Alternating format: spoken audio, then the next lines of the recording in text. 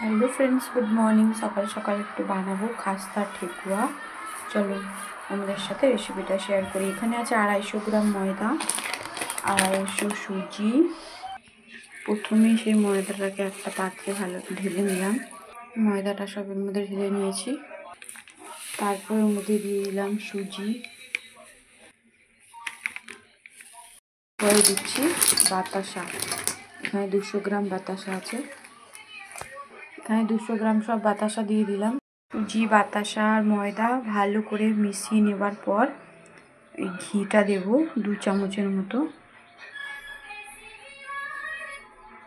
ঝর্ণা ঘি, তোমরা অন্য ঘিও ইউজ করতে পারো। যে 1 চামচ দিয়ে দিলাম, আর 1 চামচ দিয়ে দিলাম। এবার এই ঘি আর এটা ভালো করে মেশাতে হবে। আর খাস্তা যেহেতু ঠেকুয়া বানাবো, তাই আরও আমাকে এখানে ঘি বা তেল অ্যাড করতে হবে। তাই আমি একটু আরও সাদা তেল অ্যাড করব।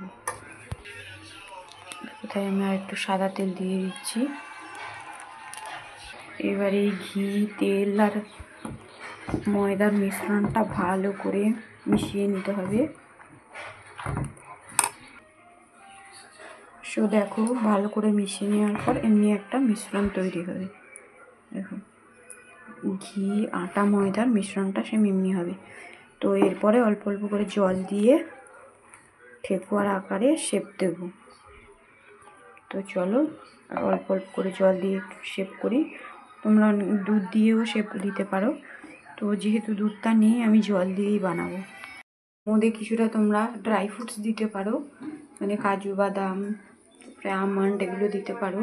তো আমি দিচ্ছি না, আমি জাস্ট ছট পুজোর এই নারকেলটা রেখেছিলাম শুকনো করে, ছোয়ারা।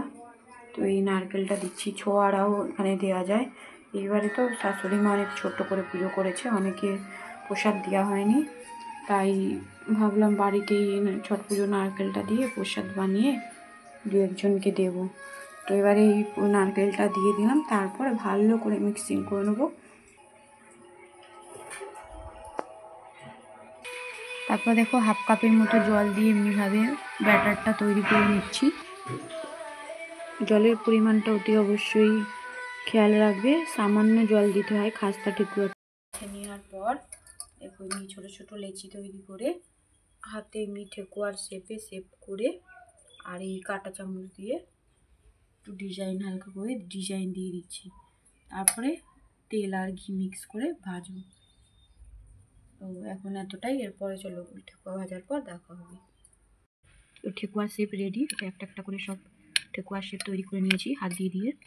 তেমন একটা ডিজাইন নেই।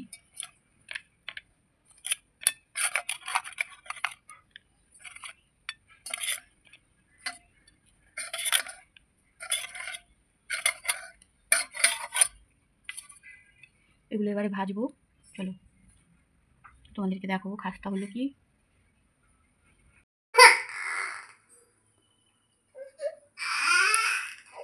এদিকে তেল গরম হয়ে গেছে, হালকা ধিমি আছে।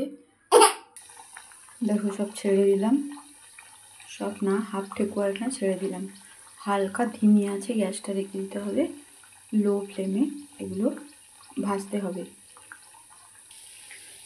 এক পিঠ হয়ে গেছে লাল লাল ভাজা। এবারে উল্টে দিলাম আরেক পিঠ হতে। আর গ্যাসটা কিন্তু ধিমি আঁচেই রেখেছি।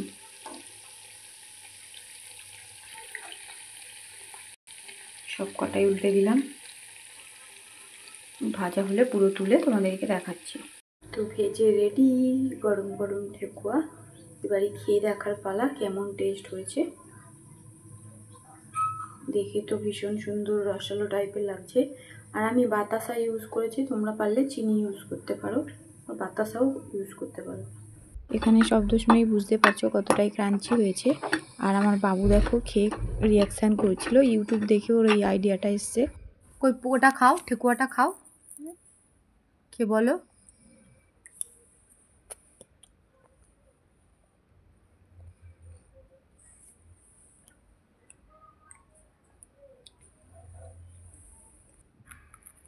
আর এখানে আমি খাওয়ার সময় কোনো সাউন্ড এফেক্ট ইউজ করিনি। এটা আমার রিয়েল সাউন্ড। বুঝতেই পারছো কতটাই ক্রাঞ্চি হয়েছে। ভালো লাগলে অতি অবশ্যই সাবস্ক্রাইব করে নিও। আর এখনকার মতো টাটা, সবাই ভালো থেকো, সুস্থ থেকো।